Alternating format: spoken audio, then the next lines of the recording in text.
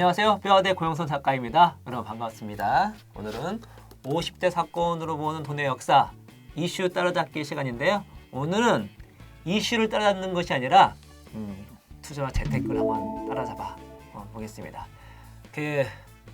오늘 되게 귀한 시간이 될 것 같은데 자타공인 국내 최고의 이코노 미스이자 금융계에 그냥 살아있는 신화죠.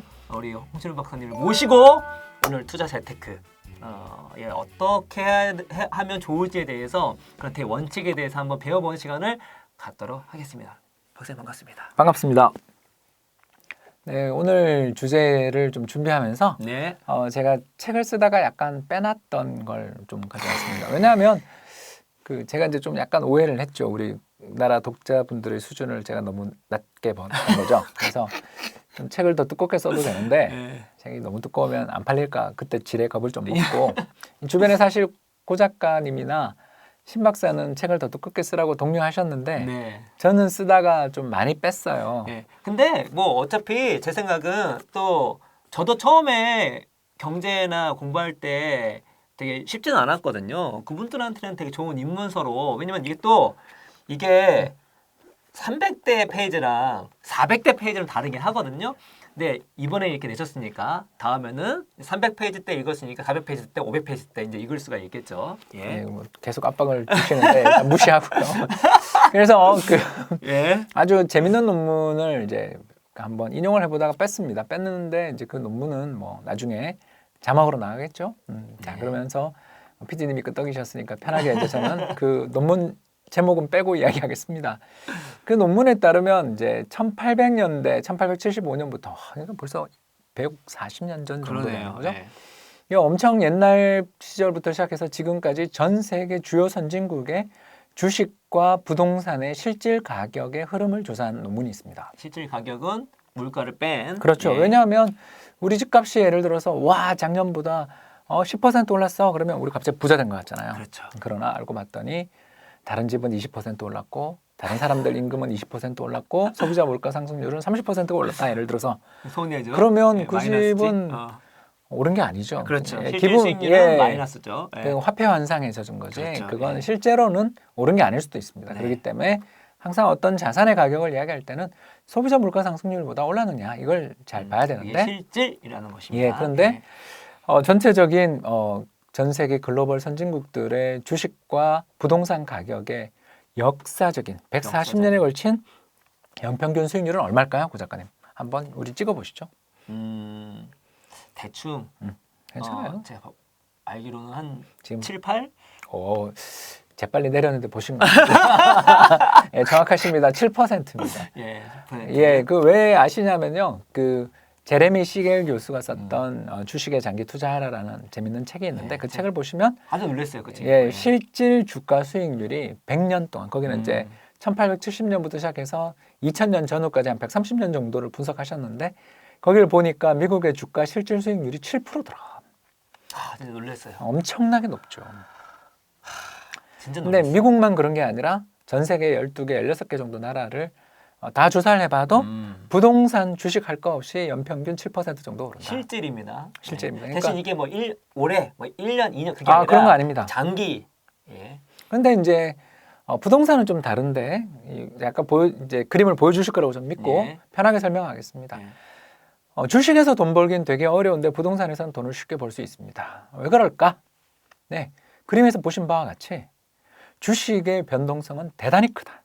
위아래 진폭이 어마어마하게 큰 데 비해서 부동산의 진폭 위아래 등락은 낮으면서 안정적인 성과를 내준다라는 것입니다, 여러분. 네. 그래서 저는 그렇게 생각합니다. 어떤 주식 재테크든 부동산 재테크든 이런 걸 알고 싶으신 분들이 저한테 물을 때 일단 처음에는 집을 사는데 주력하세요라는 이야기를 저희들이 좀 많이 드리는 이유가 일단 주식은 고위험 고수익인데 내가 투자할 때 고위험이 부각될 수 있는 게 어려워요. 그죠? 근데 반해서 부동산 가격 같은 경우는 고위험은 분명히 있을 수가 있습니다. 그러나 전반적으로 주식의 변동성, 주식의 위아래 등락폭에 비하면 좁다.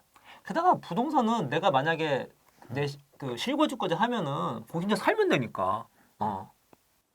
즉 의식주 중에서 주에 해당되기 때문에 그렇죠. 사용 가치가 또 굉장히 그렇죠. 많다라는 그렇죠. 장점이 있습니다. 그렇기 때문에 부동산 시장이든 주식 시장이든 둘 다 장기적으로 투자하면 굉장히 고수익 자산이고 꼭 우리나라에 또 연연할 필요 없이 글로벌 선진국 16개 나라의 평균이 그렇다면 해외 부동산, 해외 주식에 투자하는 게 제일 좋다라는 게 일단 첫 번째 원리 원칙이 될 것이고요. 여기서 한 발 이제 더 나아가 보면 이와 같은 수익률들의 흐름들을 갖다가 우리가 잘 누리지 못하고 뭐 대표적인 게 피터 린치가 운영했던 마젤란 펀드가 연평균 20% 수익을 냈다 그러는데 그 펀드 가입자 중에서 실제로 돈 번 사람은 극소수라 그러잖아요. 왜 그러냐면 펀드 수익률 좋을 때 와 들어가서 그 펀드 수익률이 뭐 예를 들어서 1987년 블랙 먼데이나 이런 걸 만나서 펀드 수익률이 갑자기 나빠지면 에이 속았다 이러고 빼버리죠. 그러니까 이런 흐름들을 계속 보여주기 때문에 저희들 입장에서 드릴 수 있는 이야기는 경제가 안정적으로 성장하는 순간에는 부동산이나 주식 같은 자산들이 계속 올라갈 수 있지만 항상 경기는 업다운이 있기 때문에 올라갔다 내려갔다 하는 흐름들이 존재하기 때문에 이런 흐름들 속에서 우리가 그 인내심을 좀 가지는 태도가 필요하다라는 것이고요. 그렇기 때문에 이제 저희가 이런 경제 전망 이런 거에서 기반을 해가지고 우리가 뭐 투자를 하고 또 이 경제 전망에 기반해서 베팅을 한다라는 생각은 그건 고수가 됐을 때 하는 거지. 젊어서 특히 우리 시청을 하시는 분들의 연령대가 저는 좀 뼈대가 좀 시청자분이 젊으신 또 뇌도 젊으신 분들이 투자 시청하시는 걸 알고 있기 때문에 그리고 솔직히 말씀드리면 그 박사님도 잘 아시겠지만 전망을 해서 맞춘다는 게 고수도 쉽지도 않고 솔직히 일반 직장인 같은 경우는 그 전망도 공부를 되게 많이 해야 되잖아요. 저희가 우리 지금 20대학교에서 분명히 디테일한 걸 배울 수 있겠지만 저희들이 이제 알아야 할 건 무엇이냐면 하나의 현상이 단순하지 않다는 거예요. 맞습니다. 이 현상을 이해하기 위해서 알아야 될 게 너무 많아요. 그럼 내가 내 직장 생활하면서 그거를 어떻게 다 보면서 그거를 합니까? 쉽지가 않은 거죠. 네, 그래서 제 책이 그럴 때 좀 도움이 된다라는 것입니다. 제 책을 보시면 학습 곡선 이야기도 나오고 생산성 이야기 나오잖아요. 그래서 어떤 기업이 정말 대박을 낼 것인가에 대해서 우리가 알 수 없잖아요. 그건 정말 분석 능력이 필요합니다. 그렇다면 자본주의 경제라는 자체가 게으르고 생산성 낮은 곳으로 돈을 주는 그런 나라는 뒤처질 수밖에 없다라는 것을 인정을 하고요. 그렇다면 생산성이 높은 부문에 내 자산을 상당히 투자를 해놓으면 그게 경제가 좋아졌다 나빠졌다는 과정에서 등락은 있을지 모르지만 나는 여기서 수익을 낼 수 있다는 것을 염두에 두셔야 되겠죠. 그래서 첫 번째 자산이 없는 분들에 대해서 제가 이제 드리고 싶은 조언이 이것입니다. 생산성이 계속 향상돼 가는 과정에 있고 더 나아가서 최근에 미국의 셰일 오일 혁명 같은 것들이 벌어지면서 물가가 안 오르고 있습니다. 그런 상황에서 옛날처럼 은행 예금에 돈을 넣고서 굴리겠다라고 하면서 과연 어떤 필요한 그런 자산들, 결혼과 노후 대비 또 자녀의 양육 이런 것들 어렵잖아요. 그렇다면 결국 아까 이야기했던 7% 지난 140년간 장기적으로 실질 수익률 7%를 줬던 자산. 근데 부동산은 쪼개서 투자하기가 되게 어렵잖아요. 그렇죠. 우리도 이 대목에서 하나 좀 이야기 드리자면 리치 펀드 좀 활성화시켜 주십시오. 정책 당국자님. 그래서 배당이 리치는 부동산은 배당이 굉장히 크거든요. 이런 배당을 많이 받아서 안정적으로 사람들이 예를 들어서 강남에 있는 압구정, 대치동 이런 아파트들 이런 것들을 쪼개서 임대 놓고 해서 여기서 수익 내는 펀드들의 개인들이 주식처럼 자유롭게 거래할 수 있는 그런 리츠 상품들이 많이 활성화되면 좋을 텐데 아직 안 되니까 이럴 때 우리의 주어져 있는 유일한 대안은 일단 어떤 수익을 내고 자산을 갖다가 좀 벌기 위해서는 처음에 좀 위험한 자산이지만 리스크가 있더라도 수익률이 높은 자산에 투자를 해야 된다. 그리고 어떤 특정 종목에 투자를 해서 거기서 베팅을 하기보다는 분산해서 투자하는 저는 뭐 주식형 펀드든 인덱스 펀드에 투자를 했으면 좋겠다. 그리고 두 번째 지난 2008년이라든가 혹은 2018년처럼 주식시장이 폭락하면 그때 돈 넣기 싫잖아요. 사람 마음 다 똑같잖아요. 그렇죠, 그래서 주식 가격과 반대편으로 움직이는 자산에 대해서 일부 좀 투자를 하자라는 것입니다. 그럼 어디냐? 여러분 뭐 제 책을 읽으셨던 분들이라면 느끼셨겠지만 우리나라는 주식 가격이 쭉 올라가는 시기에 항상 보면 외국인이 삽니다. 그래서 외국인 투자자에서 주식을 왕창 매집을 해주면서 주가가 올라가거든요. 이 말은 거꾸로 이야기하면 주가가 오를 때 보면 항상 환율은 떨어지겠죠. 왜냐 외국인이 와서 우리 원화 자산을 사주니까. 그래서 환율이 달러에 대한 원화 환율이 떨어진다라고 생각을 하면 반대로 주식과 반대 방향으로 움직이는 자산에 대해서 일부 좀 투자를 해놓으면 우리의 예측이 빗나가서 몇 년에 한 번씩은 주식시장이 폭락할 때 그때 달러 자산이나 해외 자산에 투자해놨던 데서 수익이 환율 급등으로 수익이 난 걸 차익 실현을 해서 보통 우리는 손실 난 걸 메우는 거죠. 위기가 있을 때 환율이 급등하는 경우가 좀 많이 있으니까. 그렇습니다. 예. 그래서 뭐 그게 왜 환율이 그렇게 급등하나요? 어떤 분이 그렇게 물으시면 제가 썼던 책 환율의 미래를 그렇죠. 조금 참고해 주시는 겁니다. 명작입니다, 명작. 예. 그 책 내용들을 오늘 다 설명하면 오늘 우리 방송을 못 하니까 예. 그러니까 그 원칙만 원칙. 그래서 주식 가격과 반대로 움직이는 자산에 함께 배분. 저 같은 경우는 7대 3으로 하고 있습니다. 7대 3. 예, 한국 주식의 7 그리고 3은 미국의 외화 예금이나 뭐 달러 외화 예금이나 아니면 미국의 국채 관련돼 있는 상장 지수 펀드 ETF 들어보셨죠? 이런 것들. 그런 것들에 투자를 함으로써 자산을 큰 충격받지 않고 축적을 해 나간 다음에 근데 그때 보니까 국내에 미국 국채 ETF 상장돼 있습니다. 다 그 해외 환전도 필요 없으세요. 그냥 보통 투자하시면 됩니다. 그냥 잘 모르는 경우에는 뭐 그런 금융 상품이 나오면 되게 우리한테 안 좋은 것처럼 하지만 앞으로 보셨죠? 리치 얘기했던 것처럼 그런 게 없기 때문에 돈 많은 사람밖에 그런 기회가 없는 겁니다. 왜냐면 우리가 어차피 돈이 있다면 그거를 예금이든 뭐든 간에 어디에 넣어야 되거든요. 맞습니다. 그럴 때 그런 상품이 없으면 기회 자체가 없는 거예요. 그리고 이제 두 번째 이렇게 해서 자산이 이제 모이게 되잖아요. 그러니까 적립식으로 투자를 하는 걸 지금 이야기하는 겁니다. 우리 지금 그 흑수저 때를 생각하자는 거죠. 20대. 그렇죠. 예. 참 뭐 이렇게 열의는 넘치지만 돈은 없고 그래서 위험적인 투자도 좀 하고 그렇게 되는데 저는 충분히 이해합니다. 그러나 그런 투자의 자산은 제가 아까 방금 말씀드린 예를 들어서 뭐 좀 능력이 있으셔서 정말 열심히 저축하셔서 월 100만 원 내가 저축한다 이렇게 생각하시면 70만 원은 인덱스 펀드 그리고 25만 원은 예를 들어서 달러 국채 선물 또는 뭐 달러 외화 예금 이런 데 투자를 하고 나면 5만 원 남잖아요. 그거 가지고 자기 좋아하는 공부를 열심히 하셔서 주식을 사시든 아니면 가상화폐를 하시는 거 좋다고 생각합니다. 다만 자신이 전체 모으고 있는 자산에서 너무 중요한 비중을 차지하는 것은 좀 곤란할 수 있다. 왜?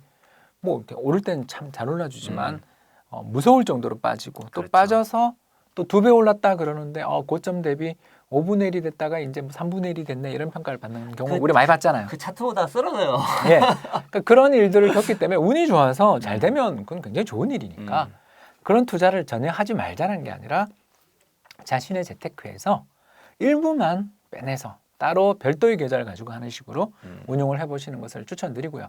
자, 이제 이러다 보면 이제 자산이 축적되고 또 자산이 축적되면서 선순환을 타기 시작하면 이제 좀 돈이 모입니다. 그리고 직장 경력이 쌓이죠. 예, 그렇죠. 그런 분들도 계시죠 지금. 그런 분들한테 저는 주택 구입은 좀 너무 재지 말자라고 말씀을 드리고 싶습니다.